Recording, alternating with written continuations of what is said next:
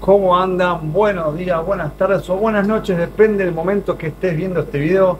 Bienvenidos, bienvenidas a una nueva ficha en el canal de Aquamanus de una especie que no es para cualquiera. Estoy hablando de el Osteoglossum visirosum. Vos me decís, no lo conozco. Pero cómo no, estoy hablando del arowana, ¿sí? El arowana plateado amazónico, un pez que no es para todo el mundo, pero también dentro del acuarismo es ya un clásico a esta altura y creo que merecía una ficha en este canal. Así que adelante, arowana.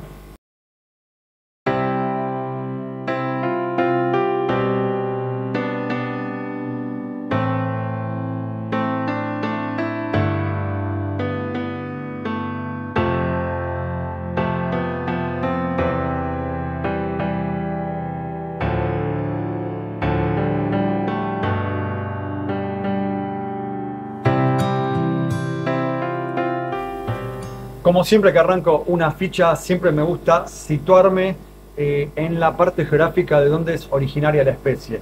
Porque muchas veces cuando uno entiende de dónde viene y qué zonas habita, ya empezás a entender cuáles son las condiciones, por lo menos físico-químicas, en las cuales tenés que mantener al pez. Como ya lo dije en la presentación, arowana plateada sudamericana, ¿sí? Entonces ya nos refiere a una región que ya sabemos dónde es. Y estamos hablando de zonas de Brasil, zonas de Colombia, zonas de Venezuela, las Guyanas, parte de Ecuador y parte de Perú también. Son peces que prefieren vivir en pantanos, en lugares con poca cantidad de agua, incluso en lo que es la selva inundada, ¿viste? Cuando las lluvias empiezan a hacer levantar el nivel de los ríos y la selva queda toda inundada, bueno. Incluso también se las encuentra en zonas de aguas negras que están bien llenas de taninas.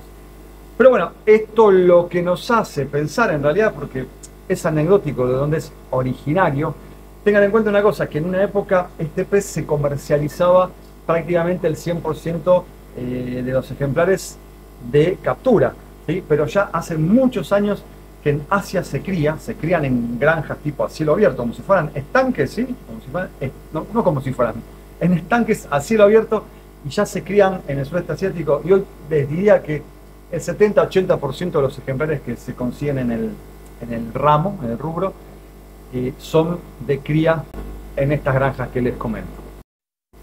Pero volviendo al por qué hablo de su localización geográfica, porque ya sabemos que en la mayoría de estas aguas donde estos bichos habitan, hay aguas blandas, pH neutros, ligeramente ácidos. En algunos casos se pueden encontrar poblaciones en aguas bastante ácidas.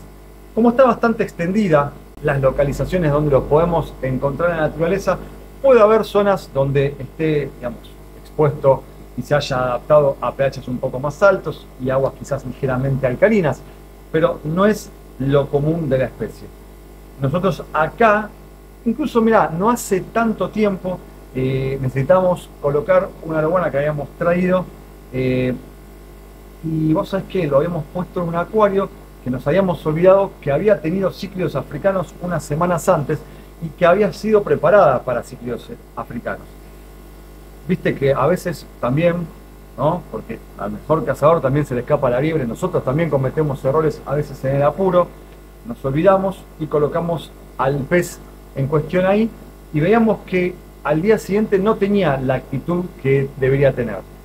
En un momento decimos, bueno, che, está raro, vamos a medir parámetros. Claro, estaba el pH en 7,5, la dureza un poco más alta. Bueno, ¿qué hicimos?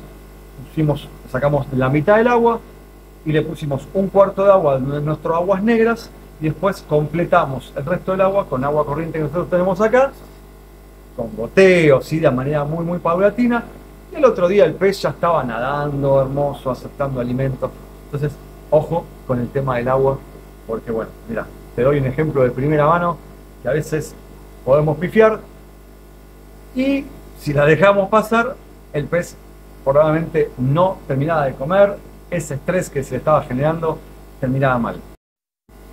Tema temperatura, la verdad que en la bibliografía te dice entre 20 y 30 grados, nosotros las hemos mantenido en 24 grados, perfecto. en 26 grados perfecto. Ahora, la que tenemos acá, la que filmé en la introducción, está a 30 grados. Obviamente la tenemos en la pecera de arriba porque, como habrán visto, son de hábitos. Ahora vamos a hablar un poco de sus hábitos. Pero como la van por arriba, si no la pongo en una pecera de arriba, no la vemos nunca y la gente no la puede apreciar. Entonces, ¿qué hacemos? La ponemos arriba, las peceras de arriba son las que más caliente está el agua. Y otro tema, que también voy a hablar después, la tenemos que mantener tapada, entonces se concentra bastante la temperatura. Hoy estamos entre 30 y 31 grados y el pez, la verdad que responde bien, se alimenta bien, no hay síntomas de que eso lo esté estresando. Pero bueno, para mí, como siempre, toda esta fauna que proviene de esta región del mundo, la temperatura ideal es entre 26 y 27 grados. ¿Puede vivir a menos temperatura? Sí, por supuesto, sobre todo si está muy estable y no está haciendo subidas y bajadas, que eso sí puede llegar a afectar. Yo suelo hablar muy poco en la ficha sobre la forma y la coloración del pez, ¿viste? ¿Qué voy a estar describiendo? Si te lo muestro en el video, el pez es rojo, fusiforme, tiene una aleta adiposa, no, ya se ve, no hay que explicar tanto en ese sentido porque me parece que ya sería como un poco innecesario en este tipo de videos, Richard. Pero el arowana tiene una forma que es realmente increíble. Fíjate que incluso en su forma de nado, que nos remonta en la imaginación a un dragón chino. Pero bueno, no es la forma tradicional de un pez como lo conocemos habitualmente, ¿no? Hablando en líneas generales. O vos me decís, che, pero pará, un discus que es redondo, a un escalar que, como le dicen acá unos clientes, los triangulitos, no se parecen en nada entre sí, no se parecen nada a un tetracardenal, no se parecen nada a un denisoni, no se parecen nada a un bagre, a una vieja de agua, no, viste que lo lindo que tiene el acuarismo es eso, es la biodiversidad. Pero justamente, y en particular, el arowana no se parece a nada de otros géneros, sino que obviamente nos marca una pauta y hay evidencia científica de que es un pez prehistórico. Gente, estamos ante un fósil viviente, ¿sí? Se supone que los arowanas datan de más o menos del periodo jurásico, o sea, estamos hablando de 150 millones de años, es un montón, y que a partir de ahí se ha cortado su evolución y ha permanecido prácticamente intacto, tal cual como pudo haber vivido en aquellas épocas donde ha convivido con los dinosaurios. La información científica data porque se han encontrado fósiles de estos peces. E incluso sus parientes anteriores, ¿sí? El arowana quizás más primitivo, se supone que viene desde mucho tiempo antes, incluso desde antes que se separaran los continentes, ¿sí? Estamos hablando de la era paleozoica y principios de la mesozoica, en donde había un solo continente y eso después se fue dividiendo. ¿Y cuál es, digamos, la comprobación de esto? Porque encontramos arowanas en Sudamérica, una especie de arowana en África, una especie de arowana en el sudeste asiático y dos especies en Australia. Si ustedes ven todo ese bloque, en algún lugar había puntos en común.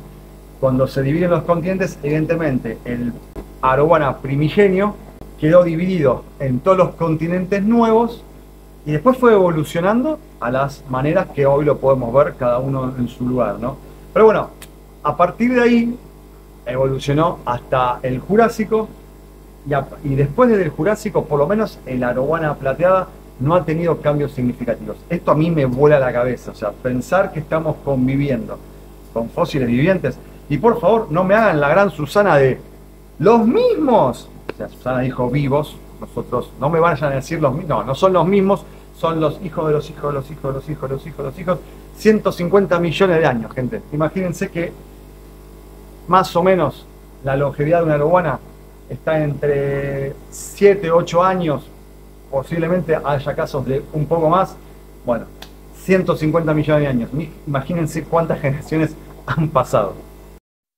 También fíjense que como peculiaridad tiene la aleta dorsal y la aleta anal prácticamente juntas a la mitad del cuerpo y están prácticamente fusionados con la aleta caudal, que es cortita. Arowana puede llegar a medir entre 60, 70, 80 centímetros.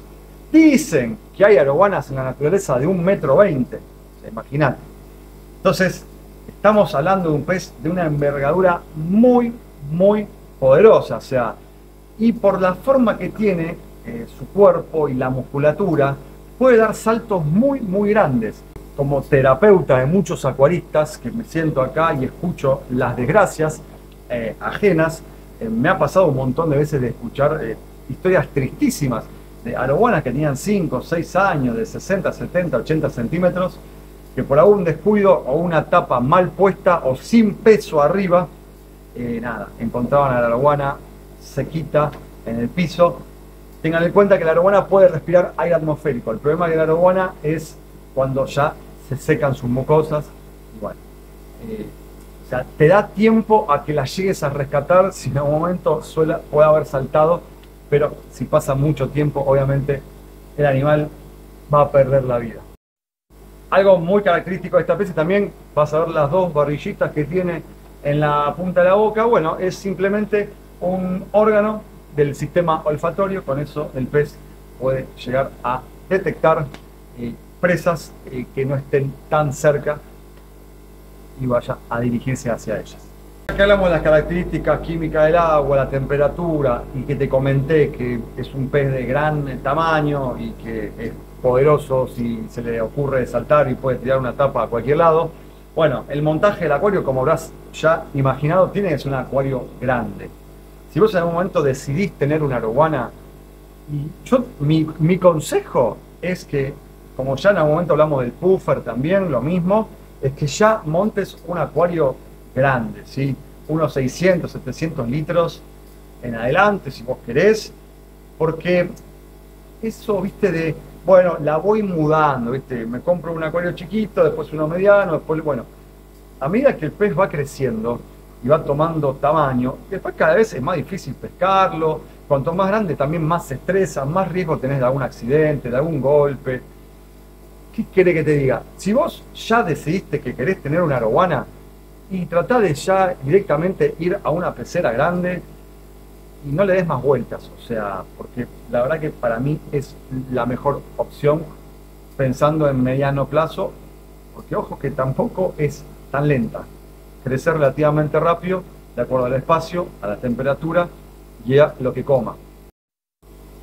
El sustrato puede ser un sustrato de arena fina, la verdad que va muy poco abajo, pero a veces si se asusta o qué sé yo, en algún revoleo algo que pueda llegar a pasar, si hay un sustrato que pueda llegar a ser un poco abrasivo, se puede llegar a lastimar. Trata de que tenga algo de plantas flotantes, le gusta mucho que haya hojarasca en el piso también. Recordad que muchos de estos animales tienen en sus genes el tema de vivir en selvas y bosques inundados, entonces siempre hay materia vegetal en el fondo disponible.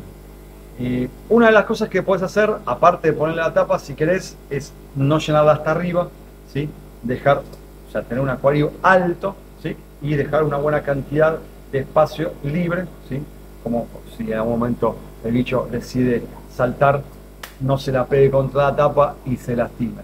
Después, todo lo que es decoración, puedes ponerle plantas tipo de chinodorus, valdisnerias, helechos, anubias, plantas que sean resistentes. La verdad que no es un pez que vaya ni a romperlas ni a desplantarlas, pero bueno, a veces si se asusta o algo, al ser tan voluminoso puede romper plantas, obviamente. No es lo habitual, pero puede pasar. Ten en cuenta, está muy bien el tema de meter troncos y algunas rocas. Las rocas, fíjate que no tengan aristas, que no sean filosas, y los troncos, fíjate que sean algo más contundente, algo más macizo, y no sean las raíces que ponemos típicas, qué sé yo, un acuario de discus, sobre todo que no tenga los palitos, viste, que están así como muy expuestos a que el bicho pase en algún susto, o queriendo cazar algo, o queriendo alimentarse, y se pueda llegar a desgarrar o a lastimar la piel con algún trozo de esas maderas que quedan así como en punta, que a veces pueden llegar a ser filosas y lastimarlos. Obviamente un pez de este tamaño tiene que ser mantenido con buenas condiciones de agua, suelen comer mucho. Ahora vamos a hablar del tema de la alimentación, pero para mantener este amiguito, y ya cuando llega al tamaño come como un adolescente, te digo. Entonces tenés que darle mucho y te digo que a veces te dan ganas de ir con la palita, ¿viste? Cuando levantás la caca del perro, porque hace unas cosas considerables. sobre todo cuando tienen tamaño. Entonces, la filtración tiene que ser buena, tenés que tener un buen movimiento de agua sin que sea algo, digamos, que los haga revolear. Ten en cuenta que son peces de cursos de aguas lentos, de pantanos, pero que hay una pequeña corriente de agua y bueno, eso tenerlo en cuenta también para no hacerlos flamear. Y antes de pasar a la parte de nutrición, vuelvo a hacer hincapié con respecto al tema del tamaño de la pecera. Si vos vas a adoptar una laguana, tenés que ser muy consciente del tamaño que toma. Sobre todo porque después hemos visto casos de peces que crecen en lugares muy chicos, con las columnas medias desviadas, y es una lástima, la verdad que es una lástima. Antes de la parte de dieta o de nutrición, me olvidaba la parte de compatibilidad. Es un pez muy tranquilo, no le gustan el quilombo, ¿sí? No le gusta vivir en un acuario donde hay revolución, ¿viste? A veces, como es grande, cae en esa bolsa de gatos, como yo le llamo, que a veces son los monster tank, de peces muy grandes, y a veces están mal equilibrados esos, porque a veces justamente se los pone con ciclos un poco territoriales, un poco barderos, que terminan generando cierto estrés en algunos peces, que no es lo ideal. Pero obviamente yo he visto aloguanas en acuarios de discus grandotes, y peces tranquilos, acordes al tamaño de la aloguana, Gymnocephalus, comedores de tierra, rayas, polípteros, o sea, yo te recomendaría no poner nada que vaya por la superficie. Los dueños de la superficie son ellos, ¿sí? Y obviamente ni se te ocurra poner dos anaguanas, porque ya incluso en tamaños chicos se matan a palos, o sea, no conviven bien. Son muy territoriales, necesitan muchísimo, muchísimo espacio que seguramente vos no le puedas dar en tu casa para que convivan que convivan dos o más. Pero bueno, salvo que vos quieras alimentar a tu arowana con otros peces, siempre tener en cuenta ese detalle de saber qué especie es tranquila y sumado a que lleguen a tener un tamaño considerable y que crezcan con cierta concordancia, porque tampoco no vayas a poner un pez que sepas que es muy lento en crecimiento y que la arowana, llegado el caso, va a tener un crecimiento superior y bueno, el bicho puede verse tentado. ¿Con qué lo vas a alimentar? Y acá tenemos un abanico de opciones muy grandes. Dentro de lo que es la parte comercial, ¿sí? La parte comercial, hay alimentos para arowanas, pellets grandotes, así que parece un chisito. A los que nos miran de afuera, los chitos, los palitos de queso, bueno, son unos cosas así grandotes, de muchas marcas, no importa, ustedes ya sabrán, que obviamente en la composición, cuando vos lees la composición con lo que está armado, hay una preponderancia muy grande en lo que es proteína de origen animal. Como habrás notado, su boca está ubicada desde abajo hacia arriba, ¿sí? Lo que te marca la pauta de que es un bicho obviamente, de caza por sorpresa y que embiste desde abajo hacia arriba. Entonces, obviamente es predador. Si vos no querés alimentarlo con pellets o si querés que el pellet sea una parte de su dieta, hay un tema que hay que tener muy en cuenta. Es muy difícil que la arowana cuando vos la comprás, por lo general ya viene comiendo seco. Nosotros hacemos ese laburo acá. Pero cuando llega, muchas veces no comen seco. A veces el importador empieza a hacer esa transición, pero a veces, obviamente, se van antes de que el animal esté comiendo seco. Entonces, ante una eventualidad que el animal no te coma seco, o si es una decisión tuya suministrarle otras cosas, lo que yo te recomiendo es que contactes a los criadores de insectos, que por lo general laburan con reptiles, o sea, para alimentación de reptiles. No vayas a cazar cucarachas ahí en tu casa, porque probablemente hayan estado en contacto con alguna pipeta, con algún veneno, con algún cebo, y puedan tener en su cuerpo parte de ese químico que pueda afectar de manera muy seria a tu pez. Vas a comprarle una porción de cucarachas, una porción de grillos, porción de tenebrios, zoofoas. Eso lo podés mantener, incluso lo podés criar vos en tu casa. Es muy fácil criar insectos de ese tipo. Hay millones de tutoriales en YouTube. Y ya tenés tu alimento. Y eso obviamente se lo vas tirando y como estos bichos suelen flotar, ¿sí? Las cucarachas, los grillos, tenebro y sofá van a irse para abajo, pero la arowana obviamente al toque nos va a ir a cazar. Es muy también comprarles porción de camarón fantasma. Acá en Argentina se usa mucho el camarón fantasma para alimentar, y todo lo que sean madrecitas o mojarritas, ¿sí? Pequeños tetras de captura, o también, bueno, las madrecitas también son de captura, que es la yeninsia y otros vivíparos que suelen vivir acá, incluso en charquitos, ¿sí? En acequias, en canaletas, en arroyos. Pero ahí yo tengo un tema. Si vas a hacer eso, tratar de la población inicial, purgarla, desparasitarla, fíjate cómo vienen, porque no vaya a ser cosa que por alimentar a tu arowana con alimento vivo, que fue pescado ayer de alguna zanja de vuelta, te lo vuelvo a insistir, no vayas a estar transportándole algún virus, alguna bacteria, algún parásito, que después digas, uy, la puta madre, mirá, fue mucho peor el remedio que la enfermedad. Entonces, en este sentido, si no vas a hacer ese laburo de purgarlas o de hacer tu propio cultivo de madrecitas, la madrecita es un vivíparo que se reproduce como un leviste. Está bien, te va a llevar un tiempo, pero te puedo asegurar que a buena temperatura y a buena calidad de agua, la madrecita se reproduce rápido y listo, y vas a tener tu propio cultivo. Y bueno, si no estás dispuesto a hacer eso, yo te diría que te quedes en el mundo de los insectos, ¿sí? Los insectos criados en cautiverio o en alimento seco comercial. También dentro del mundo de la parte comercial hay mucho alimento liofilizado, que no solamente es el pellet que yo te comentaba antes, que es grillos liofilizados, tenebrios, sofobas liofilizados, camarones liofilizados.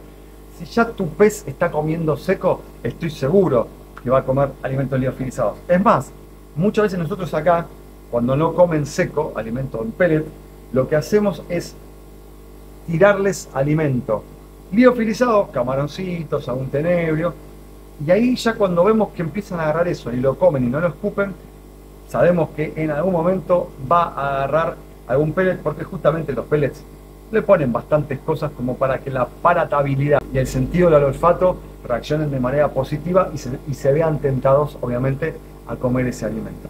Pero bueno, los alimentos liofilizados también son otra opción.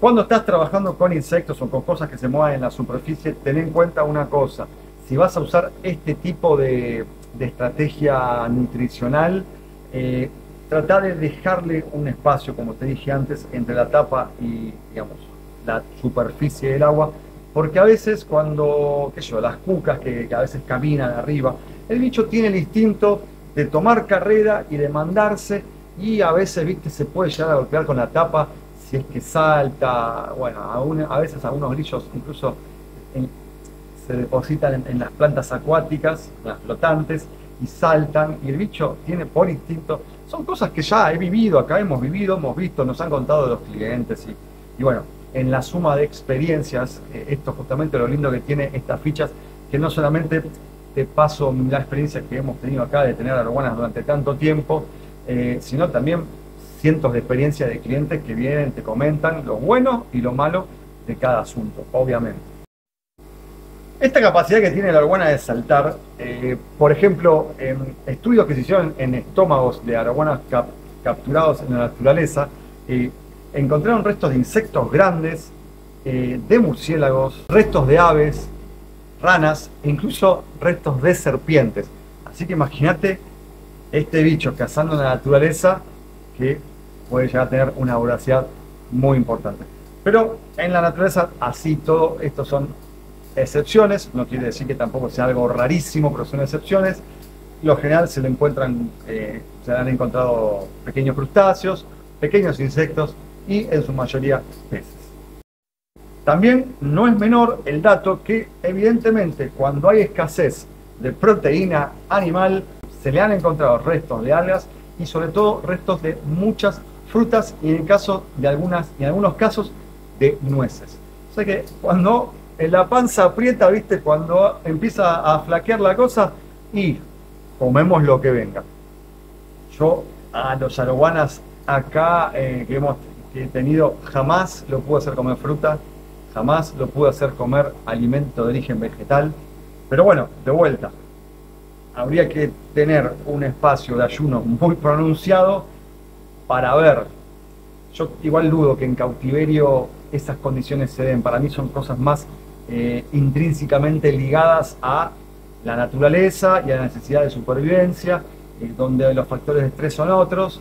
Y acá probablemente si vos le haces un ayuno muy grande esperando que te coma fruta, el bicho se estrese y qué sé yo, se debilite y se termine muriendo. Pero bueno, un dato de color, porque también quiero comentar ahora algo que esto siempre genera polémica, sobre todo con algunos fundamentalistas del corazón de vaca y de la carne de pollo en la alimentación de los peces. Por lo general, algunos lípidos que contiene el corazón de vaca o la carne de pollo no puede ser apropiadamente metabolizado por los peces, en líneas generales, y provoca depósitos de grasa en algunos tejidos y sobre todo también se ha detectado hay malformaciones en algunos órganos, sobre todo en los peces que se han alimentado de esta manera. Entonces, bueno, ya lo hablamos muchas veces, incluso ha habido unos debates, discusiones con respecto al uso de esto también en papillas y eso. Cada uno es libre de hacer lo que quiera. Yo simplemente es una recomendación que habiendo tantas opciones para alimentar, quizás no tomaría los riesgos con este tipo de alimentos. Se puede alimentar también con pescado fresco, obviamente. Trata de que no sea de mar. Nunca alimentemos con peces de mar o pescado de mar a nuestros peces de agua dulce. Hay un montón de especies de pescado de agua dulce, por lo menos acá en Argentina, disponible en pescaderías, un montón, ¿sí? Un montón. Y la verdad que está bueno siempre tener un poco de pescado frisado.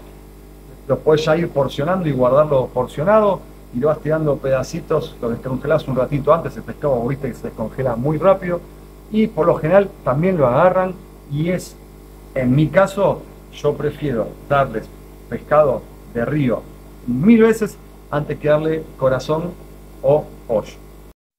Y antes que me digas, pero pará, que el corazón y la pechuga del pollo son cortes magros, que no vienen con nada de grasa. Está bien, pero de vuelta, hay lípidos dentro de esos tejidos que son los que generan los problemas de grasa y malformación de órganos en los peces. Bueno, nada, cierro el tema acá y continuamos. Tema reproducción y dimorfismo sexual. En líneas generales no es tan claro, tienen que ser ya arowanas de 3-4 añitos de longevidad. La hembra es un poco más abultada en la parte ventral, el macho suele tener la mandíbula bastante más grande y las barbillas son más largas. Yo más diferencias no les he encontrado.